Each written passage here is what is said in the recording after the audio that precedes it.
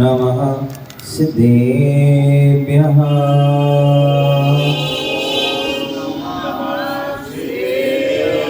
ॐ नमः सिद्धेभ्यः।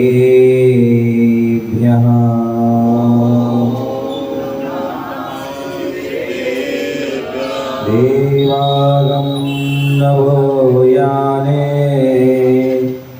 सामरादि विभूतिया माया विश्वपि दृश्यन्ते नातस्त्वमसि नो महान्।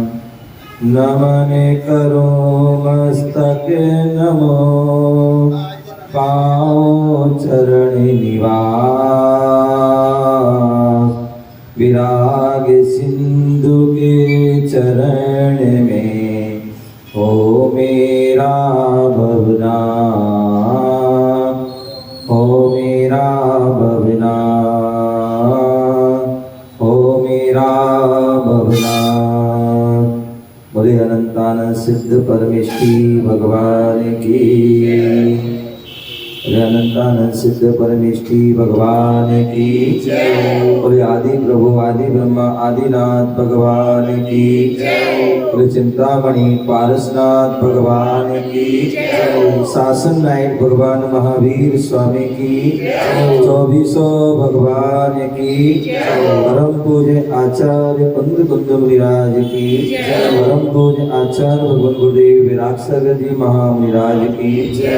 अहिंसा में विश्व धर्म की तीर्थराज संवेद शिखर की नंदीश्वर दीप विधान की।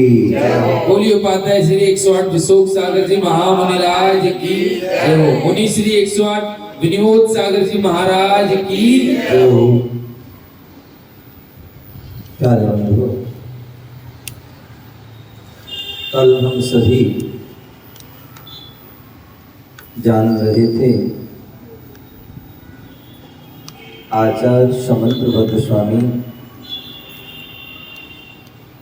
देवागम स्तोत्र के माध्यम से बता रहे थे कि हे भगवान, मैं आपको इसलिए नमस्कार नहीं कर रहा हूं क्योंकि देवों का आगमन हो रहा है। जब भगवान का समोषण होता है या पांचों कल्याणक में क्या होते हैं, देवता लोग आते हैं। भगवान घर में आने के 6 माह पूर्व से ही उनका प्रभाव दिखने लगता है कि तीर्थंकर भगवान घर में आने वाले हैं। उसके पहले ही क्या होते हैं, उनका जैसे देखते हैं प्रधानमंत्री आते हैं तो सारे जो है अलर्ट हो जाते हैं, अपने अपने काम में जुट जाते हैं। उसी प्रकार वो तो सबसे बड़े, उनके ऊपर कोई नहीं है, ऐसे वो तो 3 लोगों के, तो भारत के ही स्वामी हैं, लेकिन वो तो 3 लोग के स्वामी ऐसे जो उनके जो है आने के पूर्व ही जो है क्या होता है, शुभ संकेत आने लगते हैं। और वह देवता लोग जो है सौधर्म कुबेर आदि को भेज करके क्या करता है, अयोध्यापुरी की जो है उनकी व्यवस्था रचना कर देता है, उनको सुव्यवस्थित कर देता है, सारी व्यवस्थाएं कर दे। किसी प्रकार की कोई कमी नहीं, कोई राष्ट्रपति प्रधानमंत्री कोई भी कमी रह गई ना, सबकी नौकरी चली जाएगी, आपत हो जाएगी। तो ऐसी जो भैया 3 लोग की नाथ है, उनको भैया उनको खुश रखना है तो उससे पहले ही उनके पिताजी को, माताजी को, परिवार को, पूरे राज्य को ही, प्राणी मात्र को खुश कर दे, 3 लोगों के जीवों को खुश करने का प्रयास करते हैं। यही कारण की रत्नों की वर्षा हो रही है। और 5 कल्याणक में जो है जो स्वधर्मित जो है अपने स्वधर्मित परिवार के साथ अनेक देवों के साथ वहां अनेक कार्यक्रमों में तो है समंतभद्र स्वामी कह रहे देवों का आगमन हो रहा है। कहां से हो रहा है? कहां से हो रहा है? आपको पता होना चाहिए जो चतुर निकाय के देव होते हैं, कितने चतुर निकाय के देव होते हैं, उनमें जो जो भवनवासी देव हैं वो कहाँ रहते हैं? भवनवासी देव कहाँ रहते हैं बताए? हैं? बोलो बोलो। हाँ, अधोलोक में रहते हैं। मैंने एक दिन पहले बताया था ना, अधोलोक मतलब जो है नरक। पहले नरक के जो 3 भाग हैं उसमें जो है पहला भाग है जो खर भाग, उसमें 9 प्रकार के भवनवासी, और उसमें ही दूसरे प्रकार के जो व्यंतर होते हैं, वह भी मुख्य रूप से जो है खर भाग में जो 8 प्रकार के व्यंतर होते हैं, 7 प्रकार के वहां रहते हैं खर भाग में। वैसे तो व्यंतर यत्र तत्र कहीं भी घूम सकते हैं, लेकिन मुख्य उनका स्थान जो है वह खर भाग है। और जो एक प्रकार के भवनवासी और एक प्रकार के व्यंतर बचे हैं वो जो है पंख भाग में, दूसरे भाग में रहते हैं, और तीसरे भाग में नारकी थी रहती रहती है। तो ऐसे वह देवता वहां से भी आते हैं। मध्य लोक में जो है कौन रहते हैं? मुख्य रूप से ज्योतिषी, देखो सूर्य चंद्रमा आदि जिनके जो है विमान आदि, ऐसे वह जो है सूर्य चंद्रमा ग्रह नक्षत्र हमको सबको दिखते हैं, वो सब ज्योतिषी मध्य लोक में रहते हैं। और उनका काम क्या है? मेरु की जो है परिक्रमा।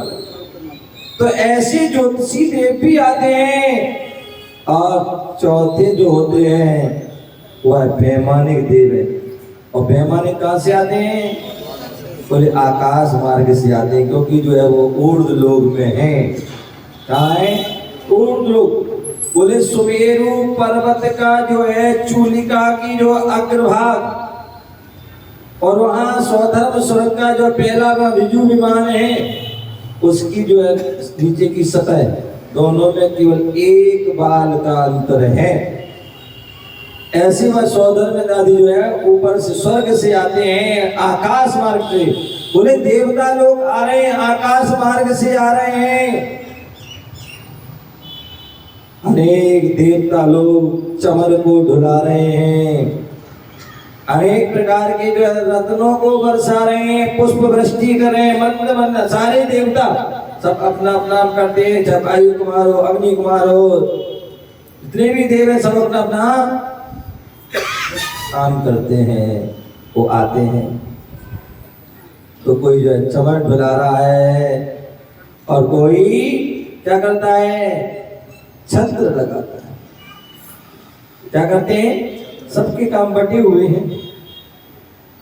वहां यहाँ जैसी छीना झपटी नहीं होती, यहाँ तो छीना झपटी हो जाती, लेकिन वहां ऐसी कोई व्यवस्था नहीं।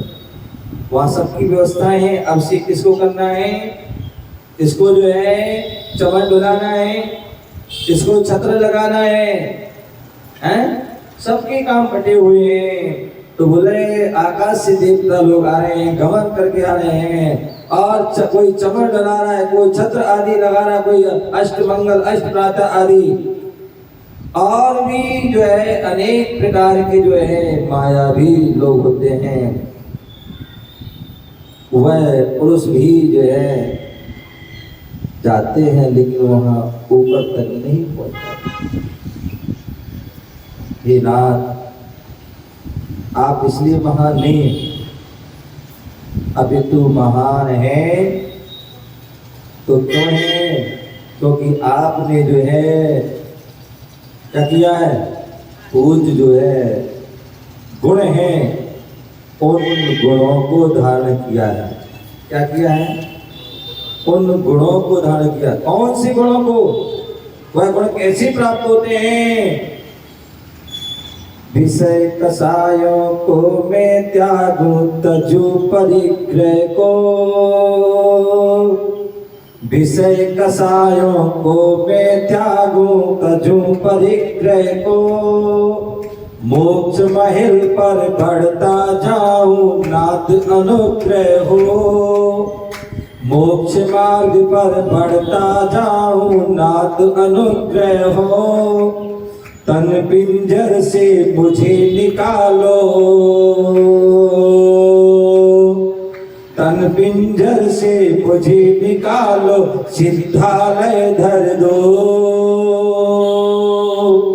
मेरा अंतिम मरण समाधि तेरे दर पर हो, मेरा अंतिम मरण समाधि तेरी छत्र छाया भगवन मेरे सर पर हो, तेरी छत्र छाया भगवन मेरे सर पर हो, मेरा अंतिम मरण समाधि तेरे दर पर हो, तेरे दर पर हो। बोले भगवान जो है महान गुणों के धारी है, अनंत गुणों के धारी हैं। और वह गुण अनंत कैसे होते हैं? ध्यान रखना, तुम चाहो कि दोनों हाथ में लड्डू मिल जाए, हैं? विषय करने क्या? विषय भोग और आत्म ध्यान, ये दोनों काम नहीं होते। आप चाहो कि हम विषय भोगों में भी जो है आसक्त रहे, रत रहे, लीन रहे, और जो है क्या करें? आत्मा का ध्यान भी कर लें, वैराग को धारण कर लें, तो नहीं हो सकता। जहां राग होगा तो वहां वैराग नहीं हो सकता है, और जहां वैराग होगा तो वहां राग, और एक म्यान में एक ही तलवार। जहां आप भोगों में लीन हैं, उस समय आप योगों में लीन नहीं हो सकते, और जहां योगों में लीन हो गए तो वहां भोगों में लीन नहीं हो सकते। तो जिन्होंने भगवत्ता को प्राप्त किया है, जिन्होंने जो है कर्मों को जो है भगा दिया, वो भगवान है। क्या बोले? धनवान, ज्ञानवान है। तो धनवान कौन था? जो धन से सहित हो वो धनवान है। जिसने भक्त को, जिसने कर्मों को भगा दिया, वो क्या है? भगवान है। और कर्मों को वही भगा सकता है जो विषय कसायों को त्याग देता है। यदि आपके अंदर जो है विषय जो है विषयों, जिसे हम जो है ओतप्रोत हैं, विषयों में आसक्त, विषयों से भरे पड़े हुए हैं, कसायों से भरे पड़े हुए हैं, कसायों में आसक्त हैं, हमारा मन वचन काया जो है भोगों और कसायों में लगा हुआ है, तो ध्यान रखना आप वैराग्य से कोसों दूर होंगे। संयम से, योगों से, व्रत नियम संयम से आप जो है कोसों दूर होंगे। फिर आप जो है कर्मों को भगा नहीं सकते, फिर तो कर्मों को आप भोग में बुलाओगे। क्या बुलाओगे? भोग में बुलाओगे।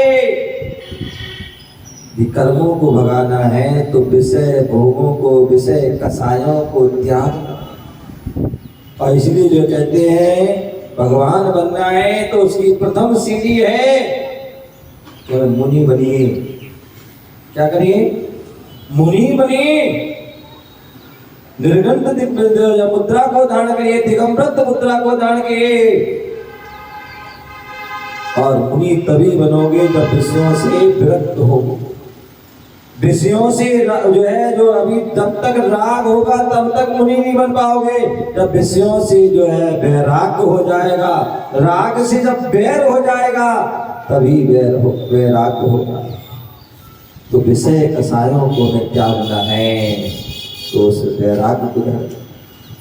और जो वैराग को धारण करता है तजु परिग्रह को, वह पूर्ण रूप से जो है परिग्रह का त्याग कर देते हैं।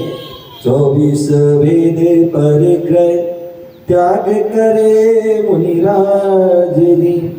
जो मुनिराज होते हैं, दिगंबर पद होते हैं, वह क्या पूर्ण रूप से जो है 24 परिग्रह जो है उनको वह त्याग देते हैं। अंतरंग परिग्रह को भी त्याग देते हैं, बहिरंग परिग्रह को भी वह त्याग देते हैं। निर्गंध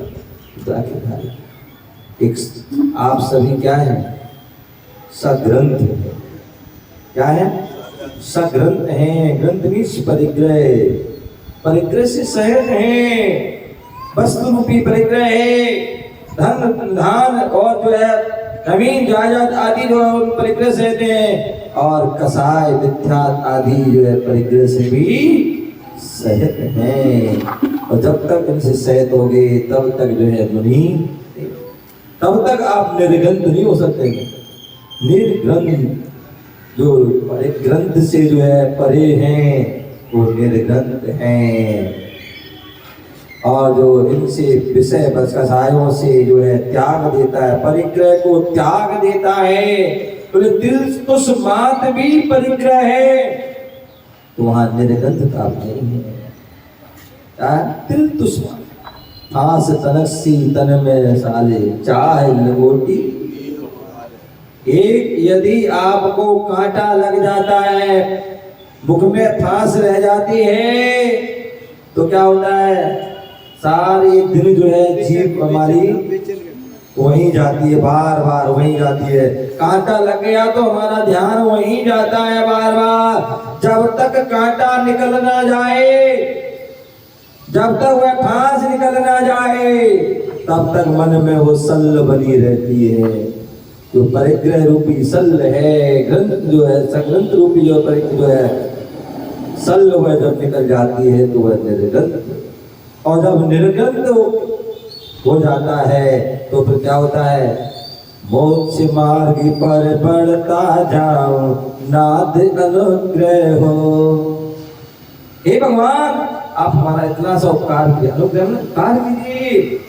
क्या कीजिए, हे गुरुवर इतना उपकार कीजिए, मुझे ऐसा आशीर्वाद दीजिए, क्या हो संसार मार्ग पर ना बढ़ो।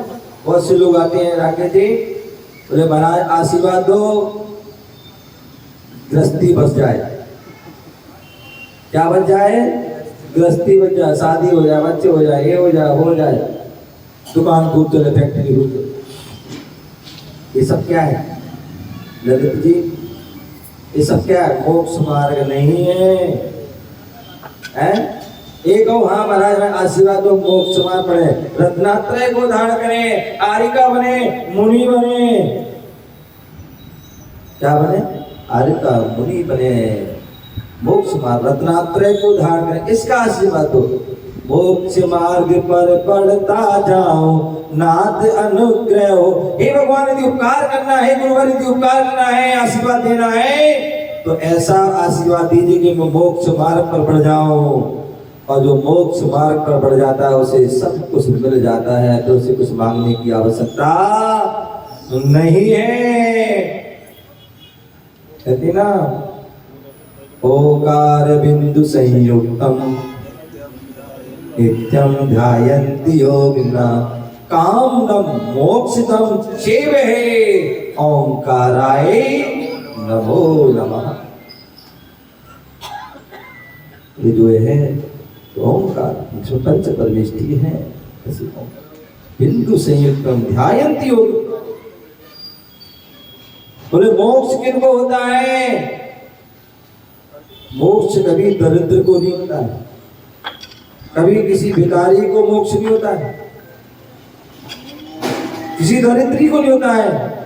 जब भी मोक्ष होता है, राजा महाराजा चक्रवर्ती कामदेव आदि जो हमारे महापुरुष हैं, क्या पुण्यशाली जीव हैं, ऐसी उन जीवों को क्या होता है, मोक्ष होता है। जो चक्रवर्ती है, अब चक्रवर्ती के पास क्या कमी है, तीर्थंकर के पास क्या कमी है, मंडलेश्वर आदि राजा हैं, उनके बलभद्र हैं, कामदेव हैं आदि अनेक जो राजा और मुकुटपत आदि राजा हैं, उनके पास क्या कमी, विद्याधर आदि क्या कमी उनके पास, कुछ भी कमी। ऐसी उन जीवों को क्या होता है, कामदम मोक्षदम, जो चरम शरीरी है, जो उसी भाव से मोक्ष जाने वाले, ऐसे उनको क्या होता है, काम भी मिलता है, अर्थ भी मिलता है। धर्म से सहज होते हैं, लेकिन धर्म से सहज, जो धर्म से सहज होता है उनको अर्थ काम और अंत में मोक्ष मिलता है। तो मोक्ष मार्ग पर बढ़ता जाऊं नाथ, ऐसा हमें उपकार दो, ऐसा हमें आशीर्वाद दो, ऐसी कृपा करो, ऐसी अनुग्रह करो कि मैं मोक्ष मार्ग पर जाऊं, संसार मार्ग पर नहीं, क्योंकि मैं अनादि काल से संसार मार्ग पढ़ा रहा हूं और यही कारण है कि चतुर्गति संसार में भ्रमण कर रहा हूँ। क्या कर रहा हूँ? चतुर्गति संसार में घूम रहा हूँ। क्या कर रहा हूँ? चतुर्गति संसार में घूम रहा है। बहुत घूम लिया है। अब मुझे घूमने की इच्छा नहीं है, क्योंकि घूमने में जो है सुख नहीं मिलता है। जो रागी जी होते ना, उनको घूमने में बोले कहाँ गए भैया? बोले शिमला गए, कोई मसूरी गया, कोई नैनीताल गया, कोई गोवा गया, कोई काठमांडू गया, कोई पता नहीं कहाँ कहाँ जो है विदेश यात्रा पे गए। कहाँ गए? घूमने गए। देखा जी, कहाँ गए? विदेश यात्रा में। कहाँ गए? बहना सिंगापुर विदेश यात्रा में। उनको जो है अभी उसमें घूमने में ही आनंद आ रहा है। जो मोक्ष मार्ग पर बढ़ना चाहता है वो जो है क्या करते हैं? वो संसार में घूमने के लिए नहीं, अपितु वो अपनी आत्मा में जो है भ्रमण करते हैं, आत्मा में ही रमण करते हैं, वही मोक्ष मार्ग पर बढ़ते हैं, वही रत्नात्रय को दान करते हैं, वही जो है संत और अरहंत और भगवंत बनते हैं। तो मोक्ष मार्ग पर बढ़ता जाओ, ऐसा नाथ अनुग्रह हो। जब मोक्ष मार्ग पर जाओगे तो फिर क्या होगा? तन पिंजर से मुझे निकालो। ये तन क्या है? पिंजरा है। जैसे व्यक्ति जेल में बंद हो जाता है या कोई जो तोता आदि जीव होता है वह पिंजरे में बंद हो जाते हैं, या शेर आदि है। आप देखिए जाइए, क्या आप जब चिड़ियाघर आदि जाइए, जू जाइए, वहां पर देखिए बढ़िया से बढ़िया उनके लिए पिंजरा बनाया था, गो बढ़िया खिलाया जाता, लेकिन फिर भी कोई व्यक्ति कोई भी जीव पिंजरे में रहना पसंद नहीं करता है। एक तोता होता है, उस तोते को सोने का पिंजरा हो, चांदी का कटोरा हो और उसमें बढ़िया से बढ़िया खीर खिलाई जाए, उस खीर को खाना पसंद नहीं करता है। सबसे पहले उसकी इच्छा होती है काश पिंजरा खुल जाता। क्या? काश पिंजरा खुल जाता और वो उड़ जाता।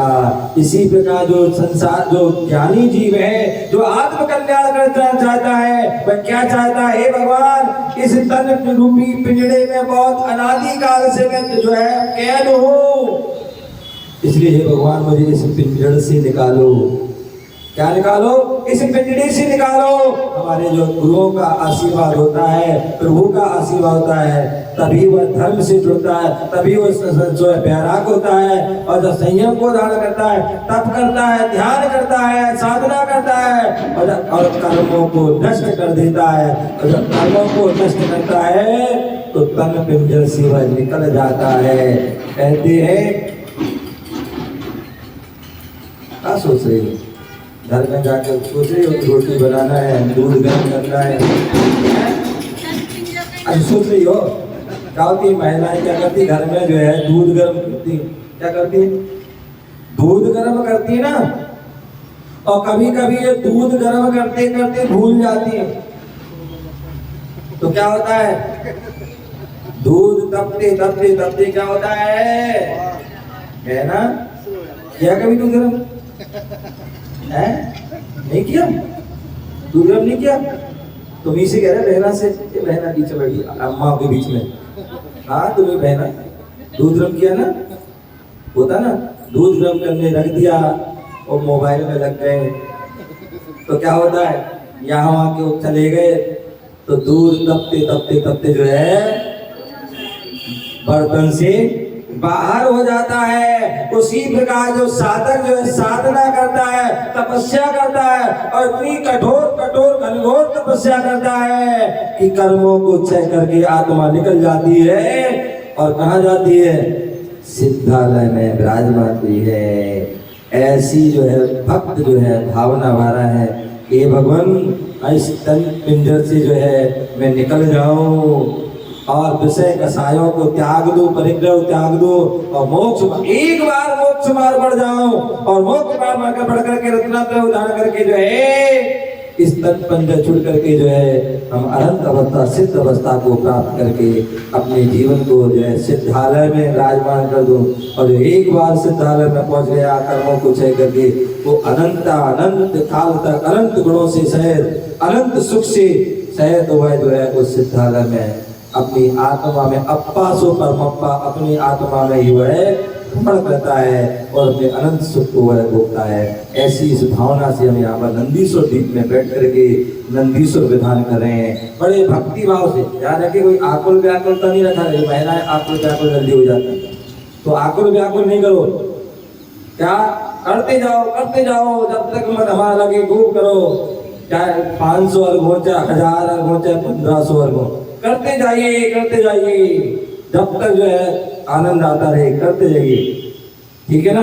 तो इसलिए किसी प्रकार कोई विकल्प नहीं करना कि गर्मी लग रही कि हवा चल रही है कि भूख लग रही, कुछ नहीं, भक्ति में लीन हो जाओ। और जब भक्ति में लीन हो जाती तो फिर ना भूख लगती ना गर्मी ना सर्दी, तभी कर्मों का क्षय होता है। ऐसे उन कर्मों को क्षय के लिए भगवान की भक्ति करें, आराधना करें और अपने जीवन को सफल बनाएं। इसी भावना को जय बोलो महावीर भगवान की। जो भी भक्त दूर दूर से भक्त आ रहे हैं उन सभी के लिए बहुत बहुत मंगल आशीर्वाद। इसी तरह से धर्म की प्रभावना में हमेशा अग्रणी रहे। और हमारी जो यहाँ प्रारंभ विद्यालय जो शांतिनाथ जिनालय मंदिर है, यहाँ की जो कमेटी है, जो यहाँ के प्रबंधक जो हैं, जो भी इनसे जुड़े हैं, उन सभी को जो है मंगल आशीर्वाद। इसी तरह से जो है साधु संतों की सेवा में, भगवान की भक्ति में, जिनवाणी के रसपान में लगे रहें, अपना और कल्याण करें और सभी के लिए कल्याण हो। ऐसे जो है समय समय पर आयोजन करते रहें। ऐसे उनके लिए बहुत बहुत मंगल आशीर्वाद। हमारे बीच में बाहर से पधारे हुए